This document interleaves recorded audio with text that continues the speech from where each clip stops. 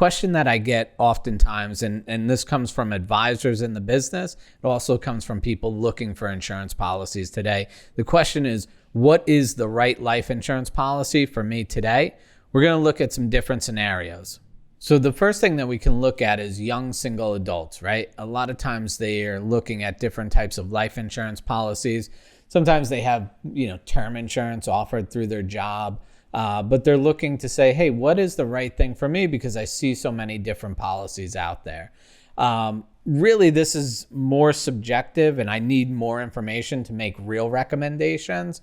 But if you're a single person and you're making retirement decisions by putting money into your 401k, you might want to look at alternatives and setting up different buckets. And in those different buckets of money that you're setting up, you can look at permanent life insurance that builds cash value over time that you can take out and use in retirement income scenarios, buffers for the volatility of the market, tax-free income, all different ways that you can access these policies and set these plans up. So as a young single adult, you're less concerned now about the death benefit and more concerned about how do I maximize and build cash value in that type of policy.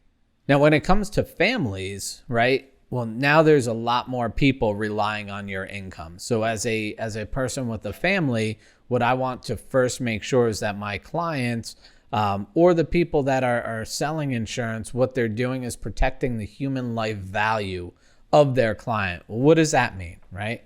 In the most simplest terms, your value is derived from your income, right, to your family. Obviously, you're way more valuable than just your income, but from an economic standpoint, your value comes from the money that you're earning.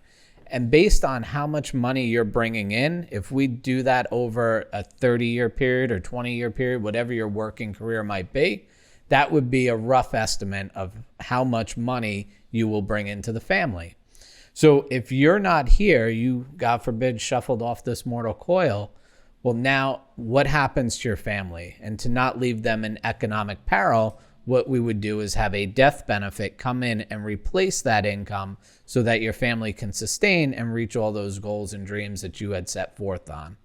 So what does that mean? Well, if in terms of policy, you can look at this in a number of different ways. You can obviously always have a permanent death benefit policy that's maybe geared more towards the death benefit and less towards cash value, or you can always add in term insurance if your cash flow doesn't support having all 100% permanent life insurance. Now, parents also look at, their children's future and what kind of things that they should be doing for their kids. And oftentimes college saving comes up, should I do a 529 plan? Should I have an UGMA or UPMA account?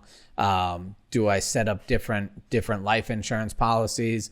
And truthfully, you can set up a life insurance policy to do a number of different things for your children. And this is something that you can own and control as the parent and pass on when you see fit for the child to take it over, right? And this could be something that you institute as a savings plan to really teach them those good habits of saving at an early age, or something that is paid up in a number of years and you could just pass on and give it off to them and they don't even have to think about it.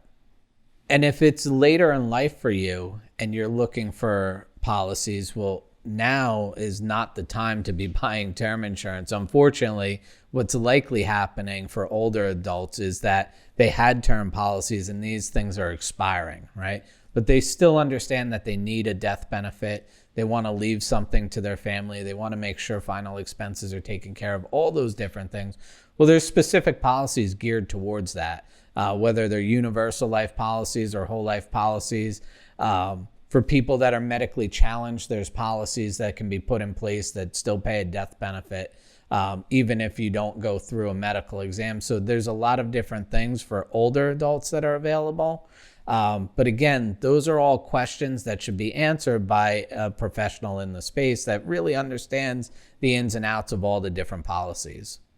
Hopefully, if you've gotten this far in the video, you've gotten a little education about the different types of things that you should be aware of with life insurance at different stages in your life, However, this is a more in-depth conversation. That's a one-on-one conversation.